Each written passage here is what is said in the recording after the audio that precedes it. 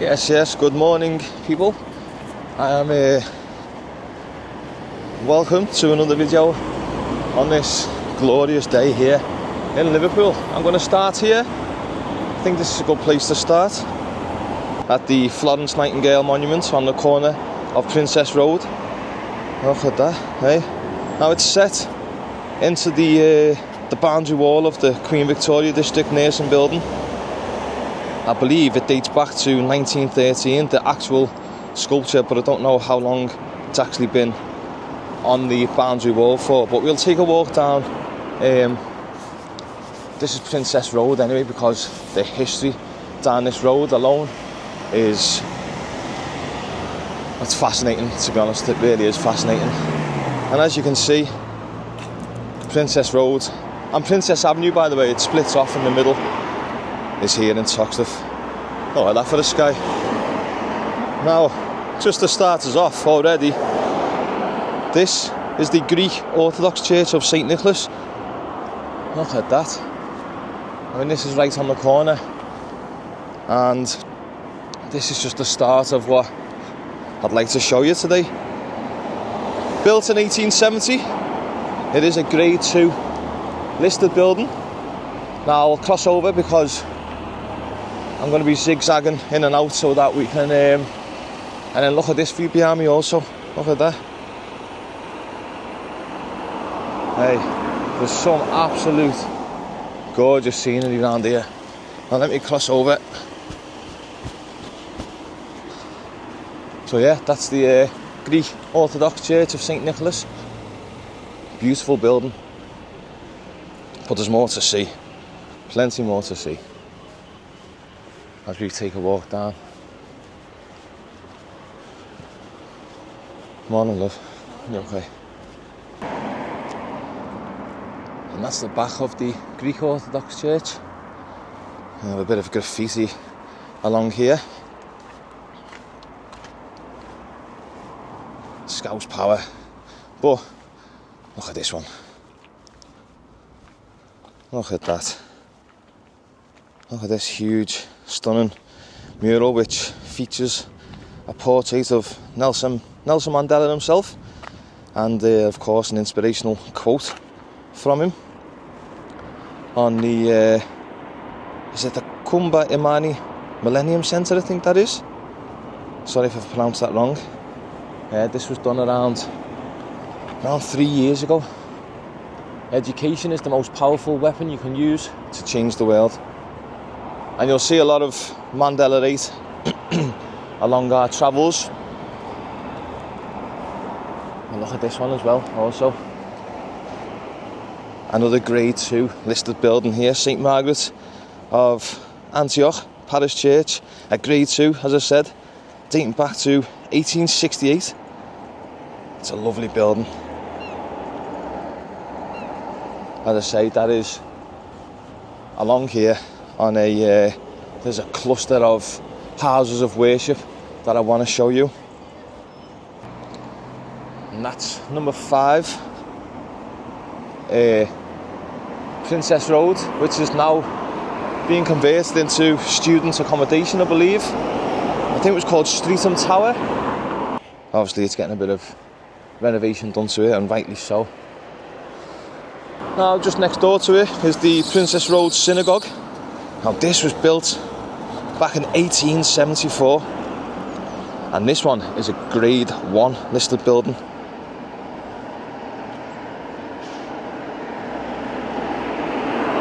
And I think we can quite possibly go and check this one out.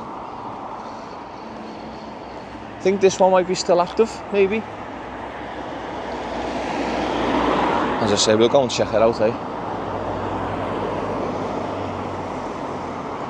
Look at that. An absolute stunning building.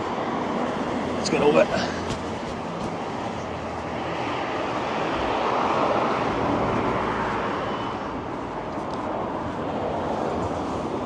I should have put my wide lens on here, really.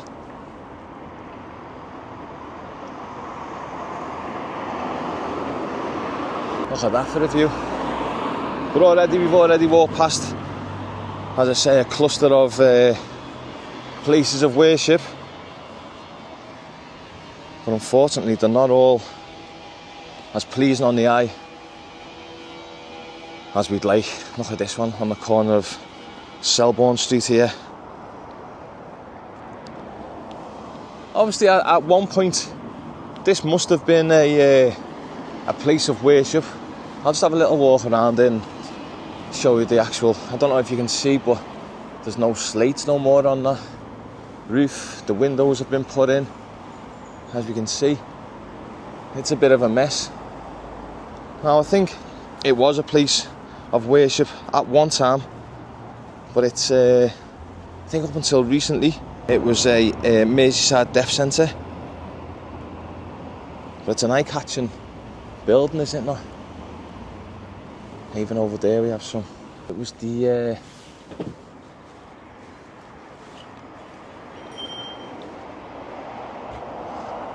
the IBO Community Centre and Social Club, but I don't think it's used anymore. The entrance was round the side.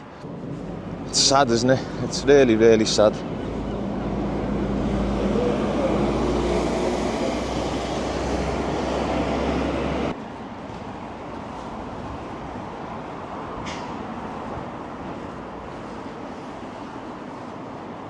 Look at this, the little seating area. But yeah, it was used as a deaf centre. But obviously now I don't think it will be used for anything. Such a waste of a building, isn't it? So sad. Let's see if I can have a little look underneath here, eh? Can we?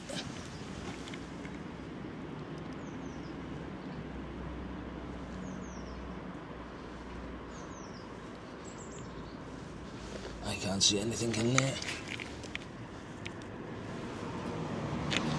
I can't see anything in there, but it looks like it might be the original gates, maybe.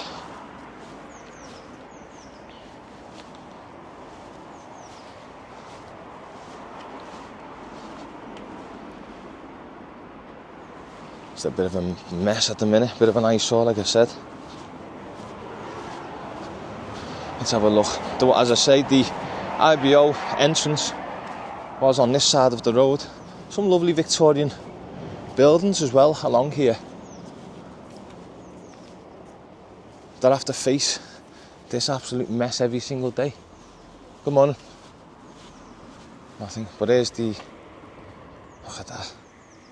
Every window is smashed and it's just an eyesore for these beautiful people that have to look out to it. Here we go with the IBO Community Centre and Social Club, but yeah, that doesn't look like it's used anymore, does it? All boarded up, all tinned up.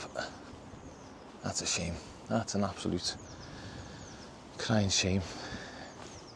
Anyway, we move on. Once again, just yards away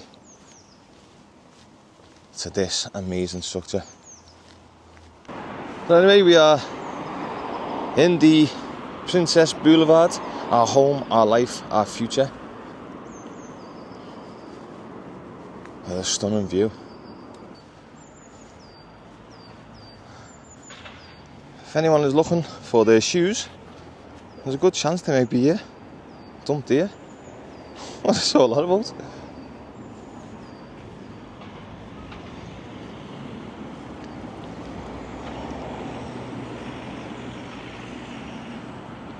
This is the Welsh Presbyterian Church, another grade 2 listed building here on Princess Avenue, Princess Road. I say both because it's literally split, and we'll talk about this split in just a moment. I just want to get these stunning buildings in first. Let's go over and take a look. So yeah, it is a grade 2 listed building. I mean, it's a stunning building, but look at the neglect of this building. Look at that. It's actually nicknamed the Torquay Cathedral. But obviously it's never been a cathedral, just what it's locally known as. I'll stay in the middle of the road so we can, in fact, let me get over and show you some of the damage that's been caused to this.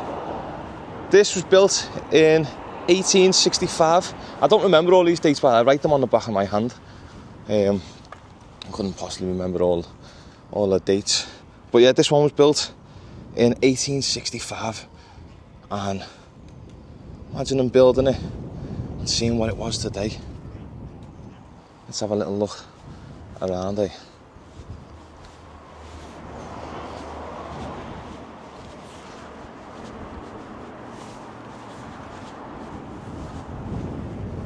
Look at that.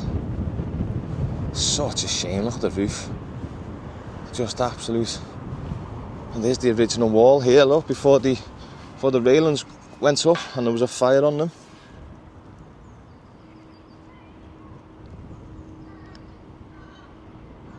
So sad to see, you know, places of worship end up like this, or just any grade 1 or grade 2 listed buildings, really.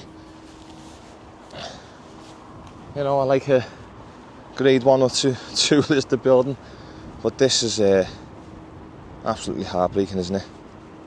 So sad. I mean, you look at that, you look at this, and it's absolutely stunning. Right up there. And you come down, it's like a juxtaposition, isn't it? It's a completely different building almost. Even this little, must have been like maybe a parish club or something on the back. We'll have a little walk around, eh? Don't know if we can see, but there's so much litter as well. So it'd be great if I could see inside there as well. Can you see all inside? The roof's completely gone. I'd love to be able to get inside there. There's no way in. These railings obviously stopping people. Let's see if we can have a little look through there.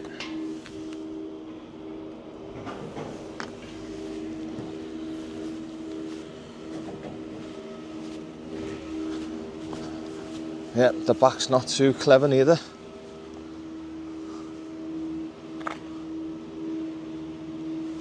Such a shame, isn't it?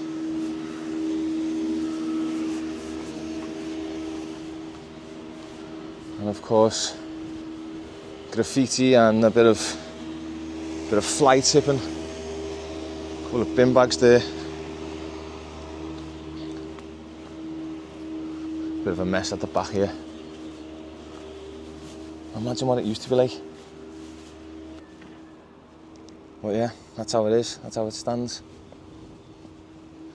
Unfortunately. And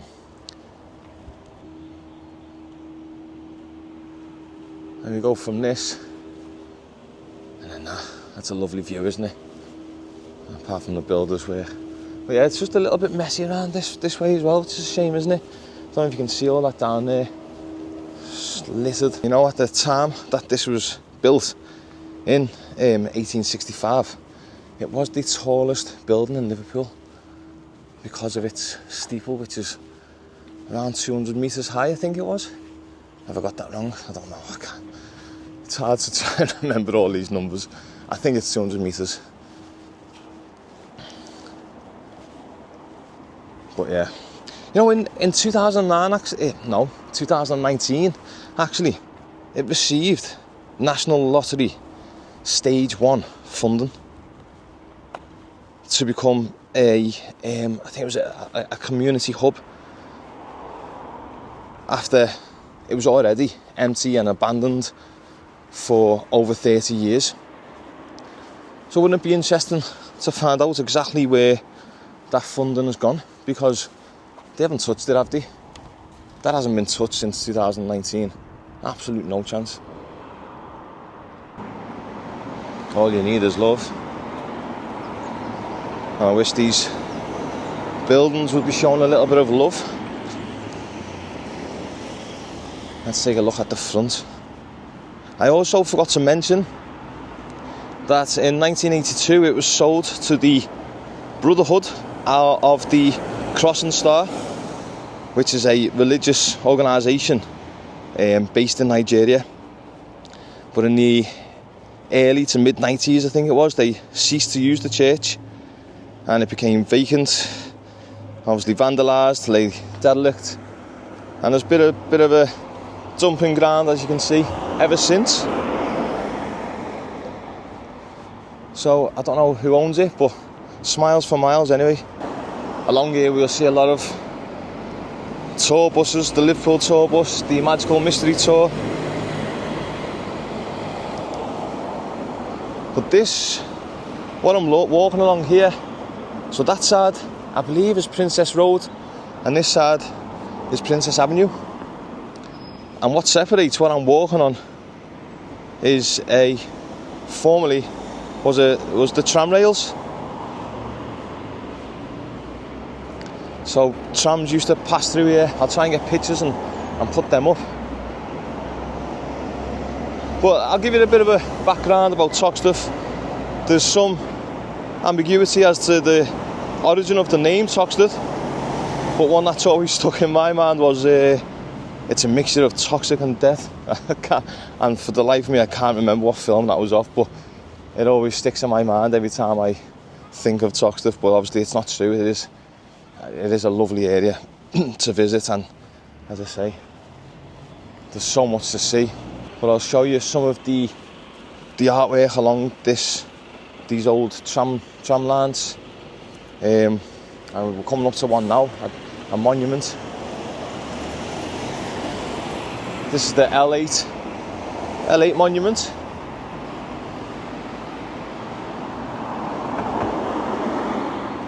There's a seating area too.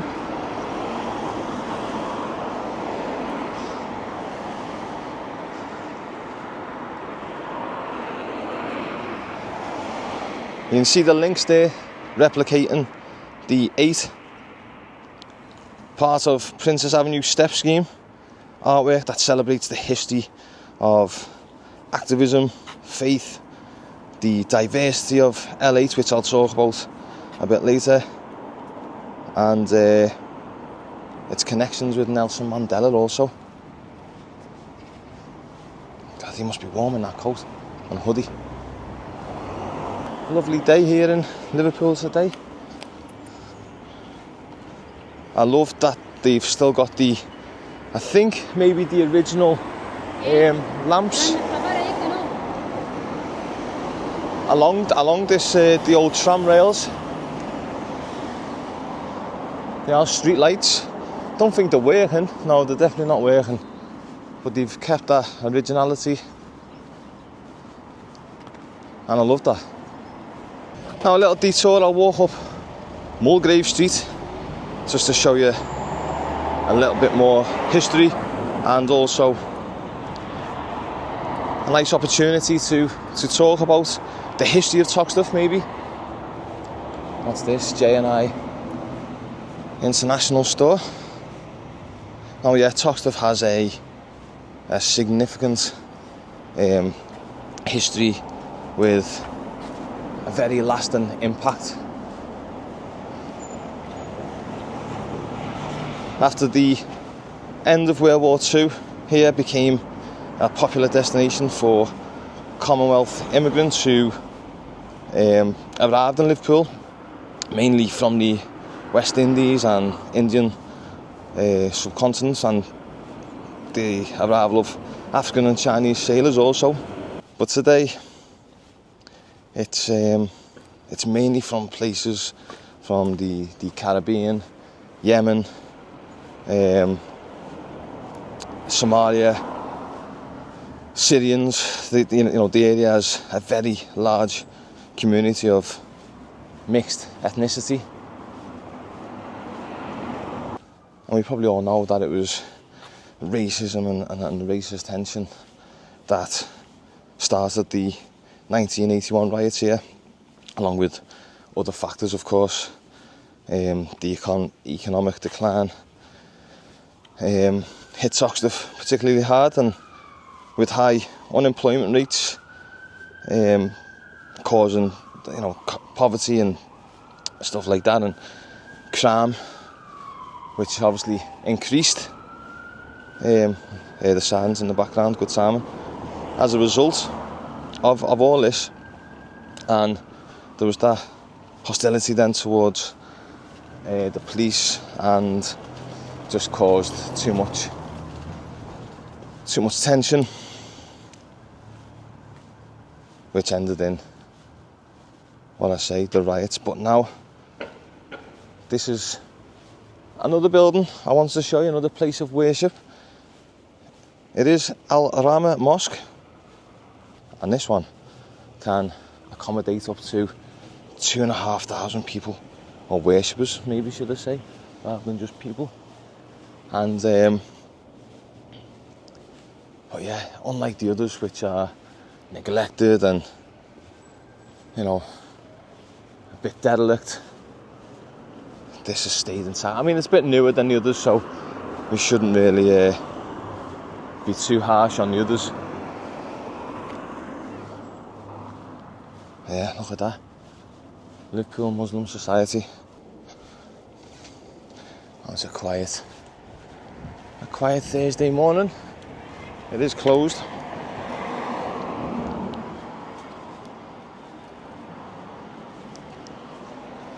Now with the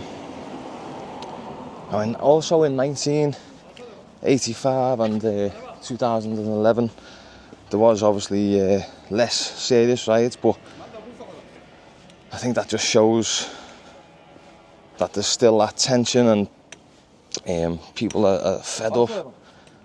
There's discontent. As much of the area continues. Let's take a walk down here. Much of the area continues to suffer from poverty, and it's still but I mean, everywhere you look around here, there's just absolute scenery.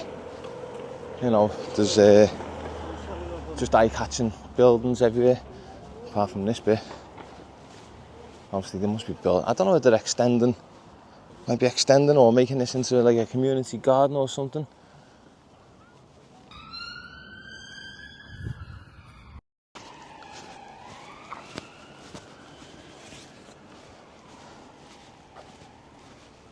Get your plant pot here. L8, but E-L-A-Y-T. L8. Have a little look down here. I said I didn't want to show all this side of Toxteth today, but flipping heck, look at this.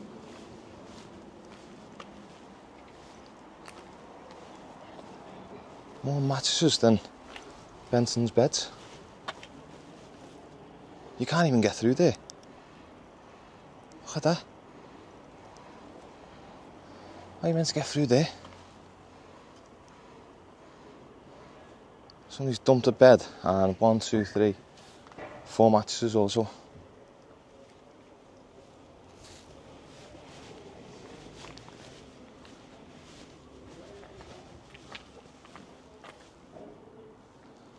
Completely blocked the pathway. A bit of the back streets here, and that's the other side of that. That's the other side of where I was standing before. And there's no way you're getting through there. Absolute no way. Absolute disgrace, that. I honestly believe there needs to be more of a draconian approach to all this dumping. I really do.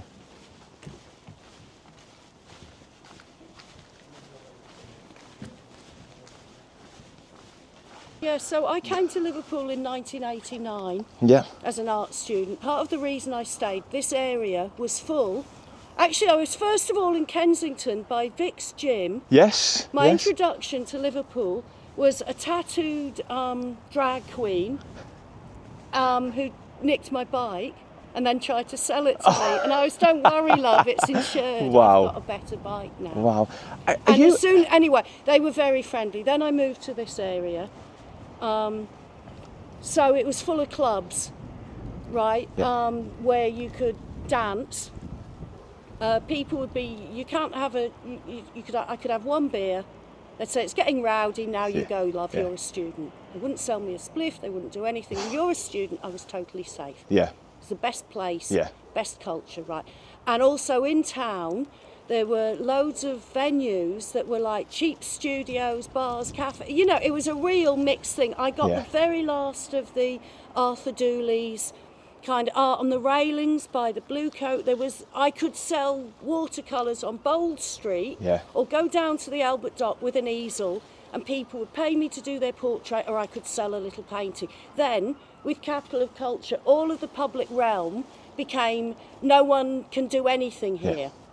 You know how long it took them to get rid of the traders on Lord Street and everything. So for me, I've been conscious since about the mid-90s of a deliberate antagonism towards local working class culture. Totally and agree. a promotion of the university style culture. Right, when I was an art student, it was about applying for sponsorship and funding, and I was like totally persecuted for doing real painting. That was my introduction to this idea that if you want a career, you do as you're told.